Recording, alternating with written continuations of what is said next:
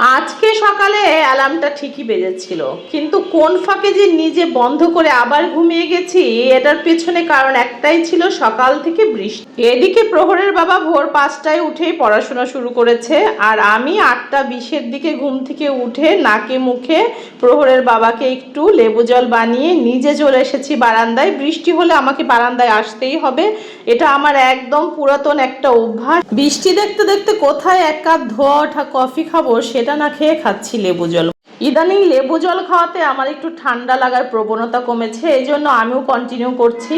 আর আমার জামাই নিতান্তই ভদ্রলোক, সে কখনোই আমাকে ডিস্টার্ব করে না, তার নিজের প্রয়োজন থাকলে নিজে উঠে যায়, কিন্তু কখনো আমাকে প্রেশারাইজ করে না তোমাকে উঠতে হবে, এটা করতে হবে। এদিক দিয়ে আমি লাকি বলতে গেলে। প্রহরের বাবা তাড়াতাড়ি বেরোতে চাইলে আজকে আমার কপাল খুলে গেছে। আজকে আমি দেরিতে উঠেছি কিন্তু সব কাজ করে ফেলেছি, কারণ একটাই, প্রহরের বাবা আটকে গেছে বৃষ্টিতে।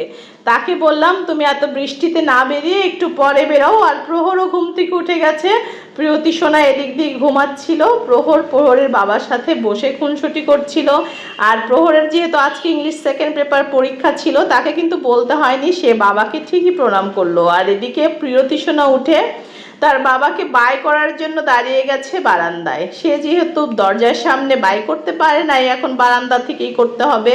সকাল থেকেই আমার প্রিয়তি সোনার মুড অফ, কারণ তাকে ঘুম থেকে উঠাতে গেলেই আমাদের অবস্থা একদম খারাপ হয়ে যায়। এদিক দিয়ে প্রহর ডাকাতে প্রহরের ওপরও সে রেগে গেছে। প্রহর বয়সে বড় না হলেও তো 2 মিনিটের বড়, কিন্তু সে বড় হিসেবেই কিন্তু ছোট বোনকে ছোটর মতন করেই ট্রিট করে। আর প্রিয়তি যখন একটু রাগ করছিল তার সাথে, সে কিন্তু একদম হাসি দিয়ে তার সেই রাগটা থামানোর চেষ্টা করছিল। এটা প্রহরের অনেক ভালো একটা গুণ। তার গুণের মধ্যে অন্যতম আর একটা গুণও আছে, সে পড়তে বসে একটা লিস্ট দাঁড় করায়, মা এটা লিখবো, তারপর এটা লিখবো, তারপর এটা লিখবো।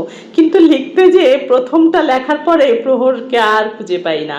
রাতে বেশ কিছু বাজার নিয়ে এসেছিল প্রহরের বাবা, সেগুলো থেকে কিছুটা আমি ফ্রিজে ঢুকিয়েছি, আর শুকনা বাজারগুলো আমার ওইভাবেই টেবিলে ছিল। আর লাউটা ছিল, ভাবছি এখন এগুলো সুন্দর করে গুছিয়ে রাখবো। আর প্রহরের বাবা নিজের খাওয়ার জন্য নিয়ে এসেছে প্রায় 1 কেজি বাদাম। 1 কেজি আছে এখানে, প্রায় বলাটা আসলে ভুল। আর এখানে অল্প কিছু মশলা আনতে বলেছিলাম, গরম মশলা, সেগুলোও সে নিয়ে এসেছে। বাচ্চাদের জন্য পাস্তা এনেছে। এদিকে বিকেল হতে না হতেই ভাবলাম প্রহর প্রিয়তিকে একটু পাস্তা করে দেই, কারণ তারা পাস্তা খেতে মোটামুটি পছন্দ করে। আর ইদানিং পাস্তাতে আমি একটু অল্প করে ডিমও মিক্স করে দিচ্ছি, এতে দেখি তারা একদম রাজি না হলে একদম যে খায় না তা না, কিছুটা খেলেও তো কাজে লাগে, সেটা চিন্তা করে একটা ডিম আমি এখানে কিন্তু মিক্স করে ছোট ছোট করে দেওয়ার চেষ্টা করি, যাতে একটু কম বোঝা যায়, এই কারণে অল্প করে দেয়া। খুব বেশি মশলাও আমি এখানে ব্যবহার করতে পারি না, কারণ প্রহর খেলেও প্রিয়তি আবার খাবে না, এই জন্য দুইজনের কথা চিন্তা করেই আমাকে ব্যালেন্স করে রান্না করতে হয়।